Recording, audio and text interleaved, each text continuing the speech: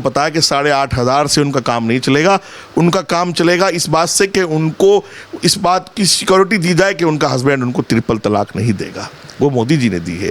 उनको पता है कि ट्रिपल तलाक पर क्रिमिनल कानून जो देगा वो जेल जाएगा, वो मोदी जी ने किया है। तो इस तरह ही की बातें रही हैं कि पैसे दे दिए जाएंगे, या फिर इस तरह की बातें रही हैं कि मस्जिदें बन जाएंगी, या फिर इस तरह की बातें रही हैं कि जो इमामों को तनख्वाह दे देंगे, या फिर इस तरह की बातें रही हैं कि माइनॉरिटी के लिए ये बजट होगा, मेजॉरिटी जाए भाड़ में, फला के लिए ये होगा। यानी जात, बिरादरी, धर्म, लालच, पैसा, देश की जनता ने नकारा इन सब चीज़ों को।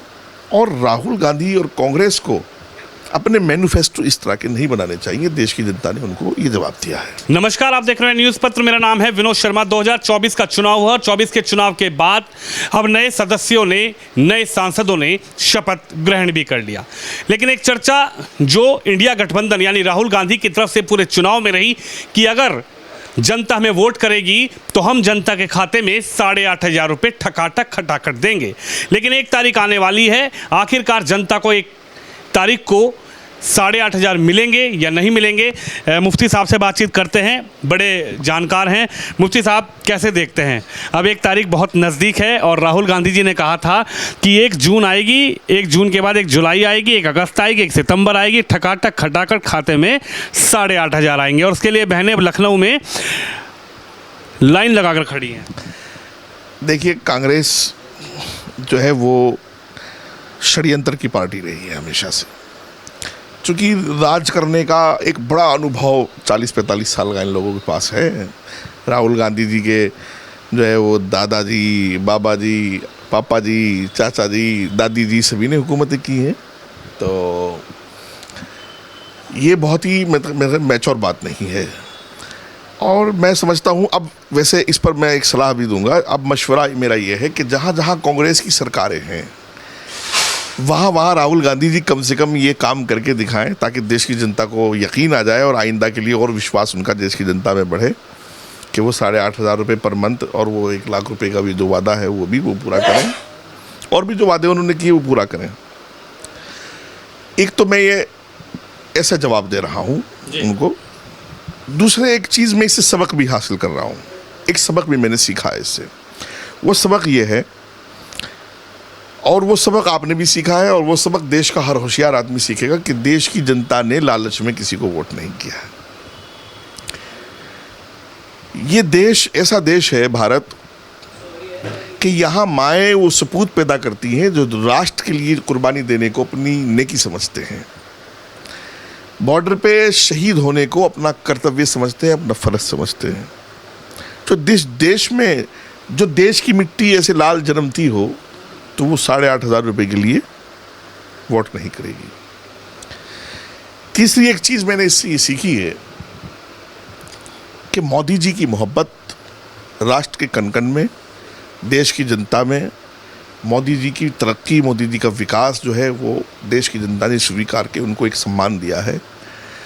उसको मोदी जी की मोहब्बत जो जनता के दिल में है और राष्ट्र के लिए जो मोदी जी ने विकास के काम किए हैं, उसको हम पैसे से नहीं तोल सकते। कांग्रेस का हमेशा का षड्यंत्र रहा है। 2-3 चीज़ें बहुत परफेक्ट रही हैं कांग्रेस की। या तो इस तरह ही की बातें रही हैं कि पैसे दे दिए जाएंगे, या फिर इस तरह की बातें रही हैं कि मस्जिदें बन जाएंगी, या फिर इस तरह की बातें रही हैं कि जो इमामों को तनख्वाह दे देंगे, या फिर इस तरह की बातें रही हैं कि माइनॉरिटी के लिए ये बजट होगा, मेजॉरिटी जाए भाड़ में, फला के लिए ये होगा। यानी जात, बिरादरी, धर्म, लालच, पैसा, देश की जनता ने नकारा इन सब चीज़ों को। और राहुल गांधी और कांग्रेस को अपने मैनिफेस्टो इस तरह के नहीं बनाने चाहिए। देश की जनता ने उनको ये जवाब दिया है। मुराद सर, कैसे देखते हैं? पूरी तरीके से चुनाव रहा तो यही चर्चा रही कि भाई भाजपा ने बर्बाद कर दिया, मोदी जी ने देश को बर्बाद कर दिया। राहुल जी आएंगे एक झटके में बेरोजगारी ख़त्म कर देंगे, राहुल जी आएंगे तो एक झटके में नौकरियां दे देंगे, राहुल जी आएंगे तो एक झटके में युवाओं को तनख्वाहें मिलना शुरू हो जाएंगी, उनके खाते में बेरोजगारी भत्ता आना शुरू हो जाएगा। लेकिन राहुल गांधी तो आए नहीं, तीसरी बार मोदी फिर प्रधानमंत्री बन गए। देखिए, बड़ा डिजिटल हो गया है दौर।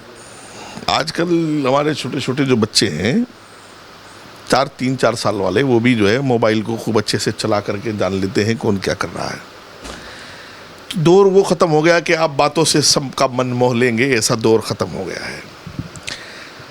जिस पार्टी की लीडरशिप ने 40 साल तक देश को नफरत दी हो, देश को भूखमरी दी हो, देश को दंगे दिए हों, देश को कत्लो गारतगिरी दी हो, देश को 370 दिया हो, देश को जो है वो शाहबानो जैसे केस दिए हों, देश को ट्रिपल तलाक जैसे चीज़ें दी हों, और देश को जो है वो राम मंदिर और बाबरी मस्जिद में बांटा हो, तो उस पार्टी के मुंह से तो ये बातें अच्छी नहीं लगती।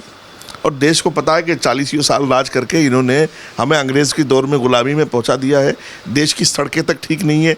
जो अटल बिहारी जी ने एक सपना दिया था कि गांव को शहर से जोड़ना है, अगर गांव में कोई माता बहन हमारी बीमार है, एम्बुलेंस जब तक उसको शहर लेके जाती है, जब तक वो दम तोड़ देती है। आज वो अटल बिहारी जी का सपना मोदी जी ने साकार करके दिखाया कि दिल्ली से सहारनपुर दूर नहीं, दिल्ली से जयपुर दूर नहीं, दिल्ली से बम्बई दूर नहीं, आप हवाई जहाज़ में सोचे ना सोचे बाय रोड भी सफ़र कर सकते हैं। आज जो है विकास ने बहुत तरक्की जो है वो बहुत आगे गई है। तो इसलिए ये सब बातें अब देश में चलने वाली थी भी नहीं कि हम ये देंगे और ये करेंगे और मोदी जी ने ये किया। 40 साल में कांग्रेस ने 2-3 चीज़ें तो हमारे खून में डाली हुई हैं। आज भी जो हम नफ़रत की बातें कर रहे हैं लोग, आज भी जो है हनुमान जयंती की यात्रा पर जो है आप पत्थर फेंकने की कोशिश कर रहे हैं और मुहर्रम का जुलूस शांतिपूर्ण जा रहा है, और आज भी जो आप जो है रोड पे नमाज पढ़ना चाहते हैं और दूसरे के जो है पत्थर मारना चाहते हैं, अगर कोई गणेश पूजा हो रही है तो ये सब कांग्रेस दे के गई थी। वो पूरे देश की घुट्टी में दिया था। ये कांग्रेस ने बताया था कि मस्जिद के इमाम को तनख्वाह देनी है और मंदिर के पुजारी को जेल भेजना है। ये कांग्रेस ने दिया था देश को। कांग्रेस ने ये बताया था कि हिंदू मुस्लिम के दरमियान राम मंदिर और बाबरी मस्जिद एक नफरत की दीवार खड़ी हुई है। कश्मीर जो है वो हिंदुस्तान का हिस्सा नहीं, 370 लगा के ये बताया गया था। तो सब कुछ तो मोदी जी ने ख़त्म किया है, एक झटके में 370 ख़त्म। और कश्मीर से कन्याकुमारी तक भारत में एक देश एक झंडा, एक कानून, एक डंडा चल रहा है। और कश्मीर से कन्या, आप देखिएगा कि आप कश्मीर जाइएगा, कश्मीर को रेल से जोड़ा है। आज कश्मीर, आप सुबह दिल्ली लेके गाड़ी निकल जाइए, शाम तक आप कश्मीर पहुंच जाएंगे। आपको 2 दिन 3 दिन कश्मीर जाने में नहीं लगेंगे। तो जिस देश में इतनी तरक्की 10 सालों में हो गई हो, उस देश की जनता ने तीसरी बार इसी मिट्टी के लाल को चुना है ताकि वो देश को और ऊंचाइयों पर ले जा सके। और कांग्रेस के षड्यंत्र, 8,500 वाले षड्यंत्र में, लाख वाले षड्यंत्र में हमारी माँ बहन महिलाएं भी नहीं आई हैं, क्योंकि उनको पता है कि 8,500 से उनका काम नहीं चलेगा। उनका काम चलेगा इस बात से कि उनको इस बात की सिक्योरिटी दी जाए कि उनका हस्बैंड उनको ट्रिपल तलाक नहीं देगा। वो मोदी जी ने दी है। उनको पता है कि ट्रिपल तलाक पर क्रिमिनल कानून है, जो देगा वो जेल जाएगा, वो मोदी जी ने किया है। उनको पता है कि फालतू की बातें करने वाले, महिला का सम्मान न करने वाले, महिला को सताने वाले, माँ बाप को योगी सरकार कानून लाई है कि माँ बाप की सेवा नहीं करेंगे तो ज़मीन जायदाद में हिस्सा नहीं मिलेगा। तो देश जो है वो बहुत आगे जा चुका, और वो 8,500 और लाख वाली बातों में ना हमारी माँ बहनें आएंगी, ये साबित हो गया है। और मैं तो कहता हूँ कि मुसलमान थोड़ा पीछे रहा इस कुर्बानी में। मुसलमान को जिस तरीके से मुसलमान ने फ़ायदा उठाया है, आयुष्मान कार्ड से, जन धन योजना से, मकान योजना से, हर योजना में आगे रहा मुसलमान। आप रिकॉर्ड उठा लीजिए, RTI डाल लीजिए, मैं मुंह पर कह रहा हूँ सबके। उस भरपूर अंदाज में मोदी जी को वोट नहीं दिया है, थोड़ा दिया है। मैं चाहता था कि देश की तरक्की में मुसलमान भी अशफाकुल्लाह बन करके, कलाम बन करके वो किरदार अदा करे, और मोदी जी के हाथ में हाथ जो है वो डाल करके बताए कि तरक्की के रास्ते में मोदी जी आपके साथ हैं। धर्म और नफ़रत की कोई दीवार हमारे और आपके पीछे नहीं है। इंशाल्लाह उम्मीद है कि हम लोग 5 साल आगे आने वाले टाइम में मेहनत करेंगे। मोदी जी के लिए हमारी दुआएं भी हैं, मोदी जी के लिए हमारी तरफ से मुबारकबाद भी है। और मैं समझता हूँ कि देश में ऐसा लाल लाखों साल में जन्मता है। इसलिए मोदी जी जिंदाबाद, और मोदी जी की कैबिनेट जिंदाबाद, और हम सब राष्ट्र के लिए समर्पित। आपने कहा मोदी की कैबिनेट लगातार 5 साल काम करे, लेकिन कुछ लोग आज सोशल मीडिया पर राहुल गांधी का मजाक भी उड़ाते हुए नजर आ रहे हैं। वो कह रहे हैं कि राहुल जी आपका ये वादा तो फेल हो गया, जनता ने विश्वास नहीं किया, 8,500 देंगे, अगली बार जब चुनाव में आएंगे तो वादा करेंगे कि हम मशीन, नोट छापने वाली मशीन दे देंगे। देखिए, अब वो कुछ भी वादे करते रहे। बहरहाल वो राहुल गांधी जी बहुत बड़े नेता हैं, मैं तो इस तरह का मजाक नहीं करूँगा, लेकिन उनको भी एक मशवरा दूंगा भाई समझ करके अपना, कि वो इस तरह की बातें ना करें। जो ये पढ़ा लिखा देश, तरक्की की तरफ जाने वाला देश है, उनका मजाक बनाए। ये मजाक भी तो हमारे ही कहने, भाई हम खुद मौका देते हैं लोगों को मजाक बनाने का। और मैं समझता हूँ कि मोदी जी ठीक है, भारतीय जनता पार्टी के लीडर हैं, भारतीय जनता पार्टी के नेता हैं, लेकिन मैं कुछ चीज़ें मेरी आस्था कह रही है, कुछ चीज़ें मेरी अकीदत कुछ चीज़ें कह रही है, मेरी मोहब्बत कुछ चीज़ें कह रही है। मैं ये कहता हूँ कि प्रधानमंत्री पिछले 10 साल में मोदी जी ने जो किरदार अदा किया है वो किसी पार्टी के प्रधानमंत्री बनकर नहीं रहे, पूरे देश के प्रधानमंत्री थे, देश के एक एक कण के एक एक ज़र्रे के प्रधानमंत्री थे और देश के लिए हर तरीके से समर्पित प्रधानमंत्री थे। और मैं समझता हूँ अब भी मुझे यही फीलिंग आ रही है कि वो देश के प्रधानमंत्री किसी पार्टी के प्रधानमंत्री नहीं है। मोदी जी के साथ राहुल गांधी को भी चुनाव था, हुआ, चला गया, बात ख़त्म हो गई। राहुल गांधी हो, टीएमसी हो, अखिलेश हो, सबको मोदी जी के हाथ में हाथ डालकर तरक्की की तरफ बढ़ना चाहिए और मोदी जी को बिला किसी भेदभाव के उनको जो है सपोर्ट करना चाहिए ताकि वो देश को और ऊंचाइयों तक ले जाए। उनको मौका मिला है, बहुत बहुत धन्यवाद।